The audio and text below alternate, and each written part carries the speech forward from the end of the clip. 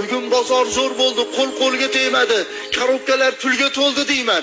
Shunda dadasi bozoringiz yaxshi bo'lgan bo'lsa, 2 dona gril olib keling deysiz. Qani onam nimadirkinlar? Xo'p, ertasiga deydi, haqiqatda bozor yaxshi bo'lsa deydi.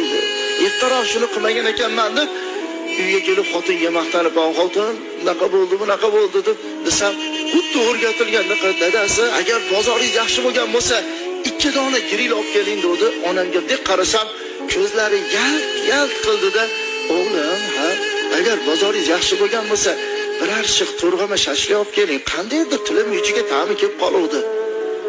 Tashqariga chiqib tortib yig'ladim, "Qoraka, ha? Qirqqa kelayotgan bo'lsam, biror marotaba onam shashlik yegim keldi, o'g'lim olib kel demagan ekanlar. Nimaga?